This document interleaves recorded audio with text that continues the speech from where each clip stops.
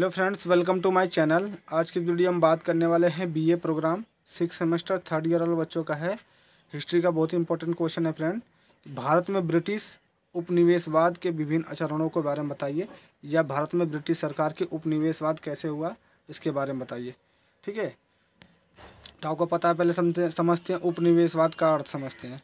तो किसी शक्तिशाली देश द्वारा किसी गरीब कमजोर राष्ट्र पर अपना प्रभुत्व स्थापित कर लेना उपनिवेशवाद कहलाता है। ठीक है फ्रेंड, किसी शक्तिशाली देश द्वारा किसी गरीब या कमजोर देश पर अपना अधिकार स्थापित कर लेना क्या कहलाता है फ्रेंड? उपनिवेशवाद कहलाता है। ठीक है, उपनिवेशवाद की परिभाषा देख लेते हैं। किसी एक भौगोलिक क्षेत्र के द्वारा, ठीक है, किसी एक भौगोलिक क्षेत्र लोगों के द्वारा किसी दूसरे भौगोलिक क्षेत्रों में कॉलोनी स्थापित कर लेना। ठीक है, और यह मानना कि यह एक अच्छा कार्य है, उपनिवेशवाद कहलाता है, जैसे ईस्ट इंडिया कंपनी ने भारत में किया था। ठीक है, थोड़ा सा इसमें और देख लेते हैं इतिहास। 15वीं शताब्दी से लेकर 20वीं शताब्दी तक उपनिवेशवाद काल रहा है। जो 15वीं से 20वीं शताब्दी तक रही है फ्रेंड, वो क्या रहा है? उपनिवेशवाद का काल रहा है, यानी गुलामी का काल रहा है। इसमें सबसे ज़्यादा देशों को गुलाम बनाया किसने? यूरोप देशों ने। सबसे ज़्यादा देशों को कौन सा देश ने बनाया? यूरोपियों ने। ठीक है, ये सबसे ज़्यादा एशिया, अफ्रीका, दक्षिण अमेरिका को इन्होंने निशाना बनाया। ठीक है, आगे देखते हैं। भारत में उपनिवेशवाद की 3 चरणों को में बांटा गया, यानी जो भारत में उपनिवेशवाद की जो 3 चरण थे उसको बांटा गया। पहला वाणिज्य, ठीक है, यानी व्यापार के माध्यम से 1757 से 1813 तक ये चला। दूसरा उद्योग लगा के, उद्योग और व्यापार से, ठीक है फ्रेंड, 1813 से 1858 तक ये चला। और तीसरा था वित्तीय पूंजीवाद चरण। ठीक है, यानी वित्तीय पूंजीवाद, यानी भारत में निवेश करके फिर उनसे ब्याज या कर लेके, ठीक है, उसमें मुनाफा कमाना, ये भी एक नीति थी। तो इन 3 चरणों के कारण, पहला था वाणिज्य चरण के कारण भारत को लूटा गया, दूसरा उद्योग से, ठीक है, और तीसरा वित्तीय यानी पूंजी देके, जैसे साहूकार देते हैं ना फ्रेंड गरीब मजदूरों को, फिर उसके बाद उससे उनसे ब्याज लेते हैं कर, इसी तरीके से वित्तीय पूंजीवाद भी था। ठीक है, जो ब्रिटिश सरकार थी भारत में निवेश की, ठीक है, बहुत सारी कंपनियां लगाई, ठीक है, रेलवे लगाया, उससे जो मुनाफा होता था वो बाहर ले जाती थी, और भारत सरकार से क्या लेती थी? टैक्स लेती थी, कर लेती थी। तो इसी के बारे में पढ़ेंगे। तो इन तीनों चरणों के कारण फ्रेंड इन्होंने भारत को खूब लूटा। पहला समझ लेते हैं वाणिज्य चरण। ठीक है, व्यापार के माध्यम से। तो उपनिवेश का पहला चरण था उपनिवेश का पहला चरण प्लासी युद्ध के बाद शुरू हुआ। इसमें ईस्ट इंडिया कंपनी ने भारतीय व्यापार पर पूर्ण रूप से कब्जा कर लिया। ठीक है, जब प्लासी का युद्ध खत्म हुआ उसके बाद क्या हुआ फ्रेंड? प्लासी का युद्ध शुरू हुआ, इसमें ईस्ट इंडिया कंपनी ने भारतीय व्यापार को पूर्ण रूप से कब्जे में कर लिया। ठीक है, ईस्ट इंडिया कंपनी आई, ठीक है, 1757 में आई, और उन्होंने क्या किया? जो भारतीय व्यापार थे उस पर अपना दबदबा स्थापित कर लिया।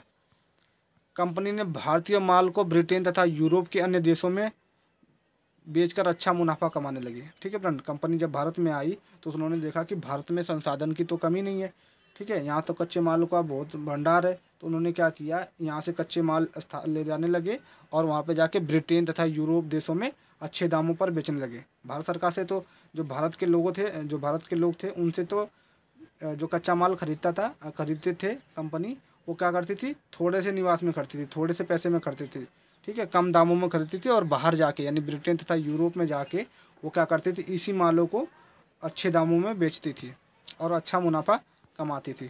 देखते हैं, आगे देखते हैं। ब्रिटिश कंपनी द्वारा पूरा ध्यान आर्थिक लूट पर ही था। जो ब्रिटिश इंडिया कंपनी आई थी उसका पूरा ध्यान था कि भारत को किस तरह से लूटा जाए, और उसने बहुत नए नए नियम, नए नए तरीके अपनाए भारत को लूटने के लिए। इसके लिए कंपनी ने पुर्तगाल, डच, फ्रांसीसी कंपनी से भी युद्ध किया। ठीक है, जब ब्रिटिश इंडिया कंपनी आई तो और भी कंपनियां आने लगी, जैसे पुर्तगाल, डच, फ्रांसीसी भी आने लगे व्यापार के लिए। लेकिन ब्रिटिश सरकार ये नहीं चाहती थी। वो चाहती थी कि बस उसका जो व्यापार में बस उसका एकाधिकार रहे, ठीक है, इसके अलावा किसी और का अधिकार ना हो। तो उसने क्या किया? फिर वो पुर्तगाल, डच, फ्रांसीसी भी से लड़ गई। ठीक है, कौन लड़ गया? ब्रिटिश सरकार लड़ गई। ठीक है, इसके लिए कंपनी ने पुर्तगाल, डच, फ्रांसीसी कंपनी से युद्ध करने पड़े। कंपनी चाहती थी कि व्यापार में उसी का एक अधिकार स्थापित रहे। ठीक है, किसी और को वो आने नहीं देती थी। पहले चरण में कंपनी का मुख्य उद्देश्य निम्नलिखित था। जो कंपनी आई उनका मुख्य उद्देश्य था कि भारत के व्यापार पर एकाधिकार स्थापित करना। ठीक है, जब ईस्ट इंडिया कंपनी आई तो भारत में क्या चाहती थी कि बस उसी का अधिकार रहे और कोई बाहर से कंपनी ना आए। भारत के व्यापार पर एकाधिकार स्थापित करना, राजनीतिक दबदबा बनाकर राजस्व यानी कर स्थापित करना, ठीक है, कम से कम मूल्यों पर वस्तुओं को खरीदना और अन्य देशों में अधिक दामों पर बेचना, ठीक है, ये एक नीति लेके आई थी। अतः ठीक है, अतः इस प्रथम चरण को डाकू राज भी कहा जाता है, ठीक है। और भी चरण थे इसमें, और थे पॉइंट, लेकिन ज़्यादा हो जाता बड़ा, इसलिए मैंने इसको कम कर दिया। आप इसमें और बढ़ा के लिख सकते हैं अपनी तरफ से। आगे देखते हैं दूसरा चरण, यानी उद्योग मुक्त व्यापार। इसमें इसको बोलते हैं औद्योगिक क्रांति बोला जाता है, ठीक है। उद्योगों का इसमें विकास हुआ था। 1813 में भारत के व्यापार से कंपनी का एकाधिकार हट गया। 1813 में फिर बहुत सारी कंपनियां आ गई, ठीक है, पुर्तगाल आ गए, डच आ गए, ठीक है। तो 1813 में भारत के व्यापार से कंपनी का एकाधिकार हट गया, ठीक है। शोषण का दूसरा रूप सामने आ गया। फिर उन्होंने क्या किया, उद्योग लगा दिए फ्रेंड, ठीक है। उद्योगों से क्या करने लगे, कच्चे माल को ले जाते उद्योगों में फ्रेंड, क्या करते, अच्छे अच्छी वस्तुओं को बनाते और सस्ता, ठीक है, महंगे महंगे दामों में फिर उन्हीं को बेच देते, हम ही लोगों को क्या करते, वो लोग बेच देते, भारत सरकार को बेच देते। तो शोषण का दूसरा रूप सामने आया, औद्योगिकरण, पूंजीवाद। अब इस नीति से लोगों को शोषण होने लगा, ठीक है। क्या हुआ फिर, जब उद्योग लगाए जाने लगे, तो फिर क्या किया, ईस्ट इंडिया कंपनी ने भारत को, श्रमिकों को बोला कि आप हमें कच्चे माल बेचिए, ठीक है, ठीक है, हम आपको क्या करेंगे, रोजगार देंगे, आप हमारे को हमारी कंपनी को कच्चे माल भेजिए, हम आपको अच्छे मुनाफे में पैसे देंगे, ठीक है। इंग्लैंड ने अपने यहाँ बड़े पैमाने पर उद्योग स्थापित कर लिए। फिर क्या हुआ फ्रेंड, इंग्लैंड ने क्या किया, अपने जगह यहाँ पे, इंडिया में नहीं, उन्होंने क्या किया, अपने यहाँ पे इंग्लैंड में क्या किया, उद्योग स्थापित किया। और फिर क्या किया, यहाँ भारत सरकार यानी भारत से क्या हुआ, कच्चे मालों को ले जाते और अपनी वहाँ उद्योगों में नए नए चीज़ों को बनाकर बाहर की कंट्रियों में क्या करते फ्रेंड, अच्छे दामों पर बेचते। और वही जो कच्चे माल को ले जाते, ठीक है फ्रेंड, उससे को नई नई वस्तुएं बनाते और वही वस्तुओं को भारत में ही, ठीक है, डबल दोगुने दामों में बेचा करते थे।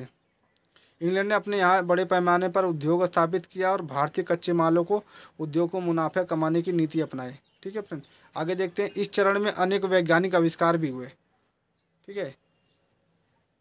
इसमें कटाई की मशीनें आई, स्टीम इंजन आए, पावर लूम, पावर फ्रेम जैसे आदि औद्योगिक मशीनें वगैरह आई।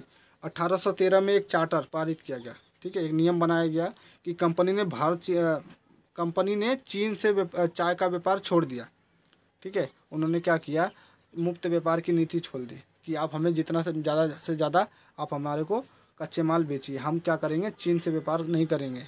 पहले ईस्ट इंडिया कंपनी जो थी फ्रेंड, जो कंपनी थी वो चीन से क्या करती थी, चाय का व्यापार करती थी।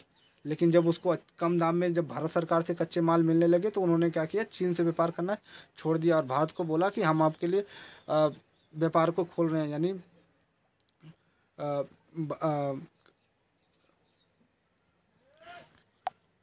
और भारत के लिए मुक्त व्यापार खोल दिया गया। कच्चे माल का निर्यात तथा तैयार माल का आयात किया जाने लगा, ठीक है ना। कच्चे माल को यहाँ से ले जाते और वहाँ पे अपने यहाँ पे मशीनों द्वारा नए नए वस्तुओं को बनाया जाता और बाद में उन्हें बेच दिया जाता।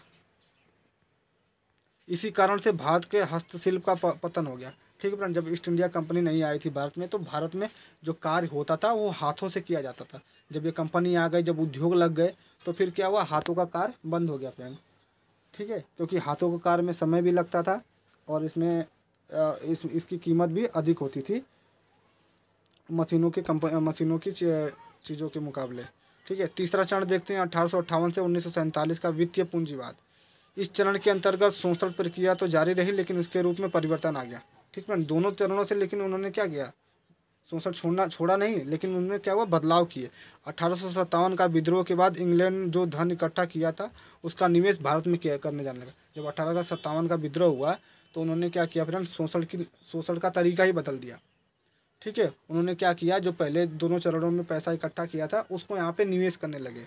किस चीज़ों में, रेलवे में करने लगे, बागानों में करने लगे, बागान जैसे चाय, कॉफ़ी, रबड़, जूट आदि जगहों पे करने लगे। बैंक स्थापित करने लगे, बीमा द्वारा, ठीक है फ्रेंड, ब्याज लेने लगे। और इंग्लैंड द्वारा भारत सरकार को सार्वजनिक ऋण भी दिया, ठीक है। तो 1857 में फिर क्या हुआ फ्रेंड, सॉरी, जब भारत 1857 में विद्रोह हुआ तो ईस्ट इंडिया कंपनी ने क्या किया, जो शोषण करने का तरीका ही बदल दिया। उन्होंने क्या, रेलवे लगाए। तो फिर रेलवे से जो आयात होता था फ्रेंड, क्योंकि रेलवे से वो क्या करते थे, कच्चे मालों को ले जाने में उनको क्या होता था, कच्चे मालों को यहाँ से ले जाके बंदरगाह तक ले जाने में उनको आसानी होती थी।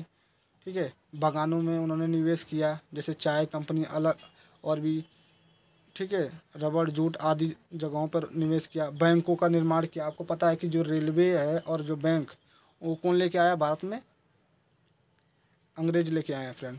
ठीक है, बैंकों का एवं बीमा, बैंकों को क्या हुआ, बैंकों के द्वारा ऋण देने लगे।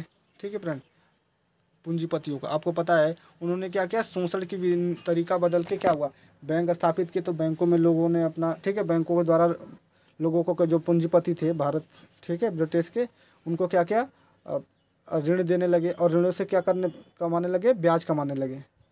कमाने का तो मूल था उनका पैसा, धन ही, लेकिन तरीका उन्होंने बदल दिया। इंग्लैंड द्वारा भारत सरकार को सार्वजनिक ऋण भी दिया जाता। ठीक है, जो इंग्लैंड थे ब्रिटिश सरकार को क्या बोली, हम आपको ऋण देंगे, आप इन जगहों में निवेश करिए और हमारे को कुछ लाभ इसका दे दीजिए। परिणाम स्वरूप क्या हुआ कि वित्तीय पूंजीवाद निवेश से भारत सरकार की अर्थव्यवस्था पहले से भी ज़्यादा खोखली हो गई, क्योंकि सार्वजनिक ऋण पर भारत को ब्याज भी देना पड़ता था। ठीक है, छोटी छोटी जो ऋण होता था उस पर भारत सरकार को क्या होना था, अधिक मात्रा में ब्याज देना होता था। आगे देखते हैं, इसी कारण से भारत के स्वदेशी उद्योग तथा कृषि के विकास के पूंजीवाद को नहीं पनपने दिया। तो इसी कारण से भारत में जो स्वदेशी उद्योग थे तथा कृषि विकास था उसको बढ़ने में बढ़ावा नहीं मिला।